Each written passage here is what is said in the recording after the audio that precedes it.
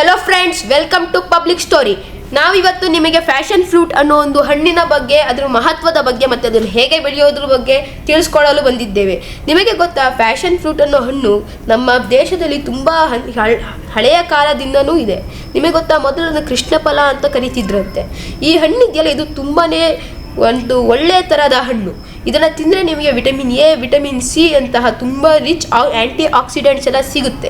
ಇದು ನಿಮ್ಮ ಆರೋಗ್ಯ ತುಂಬ ಚೆನ್ನಾಗಿ ಸುಧಾರಿಸುತ್ತೆ. ಶುಗರ್, BP, ಕ್ಯಾನ್ಸರ್ ಪೇಷಂಟ್ಸ್ಗೆ ಇದು ಕೊಡೋದು ತುಂಬ ಒಳ್ಳೆಯದು. ಡಾಕ್ಟರ್ಸ್ ಇದನ್ನು one of the healthiest fruit in the whole world ಲಿಸ್ಟಲ್ಲೂ ಇನ್ಕ್ಲೂಡ್ ಮಾಡಿದ್ದಾರೆ. ನಿಮಗೆ ಗೊತ್ತಾ, ಈ ಹಣ್ಣನ್ನು ನೀವು ಸೂಪರ್ ಮಾರ್ಕೆಟಲ್ಲಿ ತೊಗೊಳಕ್ಕೆ ಹೋದರೆ 500 ರೂಪಾಯಿ ಆಗುತ್ತೆ ಪ್ರತಿ kgಗೆ. ಆದರೆ ನೀವೇನಾದರೂ ಈ ಹಣ್ಣನ್ನು ನಿಮ್ಮ ಮನೆ ಹತ್ರ ಬೆಳೆಸಿದ್ರೆ, ನೋಡಿ ಈ ವಿಡಿಯೋದಲ್ಲಿ ಇದೆಯಲ್ಲ, ಆ ಥರ ನಿಮ್ಮ ಮನೆ ಲುಕ್ಸ್ನು ಇನ್ಕ್ರೀಸ್ ಮಾಡಿ, ಅದ್ರ ಜೊತೆಗೆ ನಿಮ್ಮ ಮನೇಲಿ ಹಬ್ಕೊಂಡು ಪ್ರತಿ ವರ್ಷ ವಿಂಟರ್ ಪ್ಲಸ್ ಮಾನ್ಸೂನ್ ಸೀಸನ್ಸಲ್ಲಿ ನಿಮಗೆ ತುಂಬ ಚೆನ್ನಾಗಿರುವಂತಹ 100 ಹಣ್ಣುಗಳನ್ನು ಬಿಟ್ಟುಕೊಡುತ್ತದೆ. ಈ ಹಣ್ಣನ್ನು ತಿನ್ನೋದ್ರಿಂದ ತುಂಬ ಈಸಿಯಾಗಿದೆ. ಈ ಹಣ್ಣನ್ನು ತಿನ್ನೋದು ತುಂಬ ಈಸಿಯಾಗಿದೆ. ನೋಡಿ, ಇದನ್ನು ಓಪನ್ ಮಾಡಿಬಿಟ್ಟು ಟಾಪ್ನ ಕುಯ್ದುಬಿಟ್ಟು ಅದರಲ್ಲಿ ಸಕ್ಕರೆ ಹಾಕ್ಬಿಟ್ಟು ತಿನ್ನಿದ್ರೆ ಆಯಿತು. ನೀವೇನು ಶುಗರ್ ಪೇಷಂಟ್ ಆಗಿರೋ ಸಕ್ಕರೆ ಹಾಕ್ದಂಗೆ ತಿನ್ನಿ, ಒಂದು ಸ್ವಲ್ಪ ಹುಳಿ ಇರುತ್ತೆ, ಆದರೆ ತುಂಬ ಹೆಲ್ತಿ ಆಗಿರುತ್ತೆ ನಿಮಗೆ.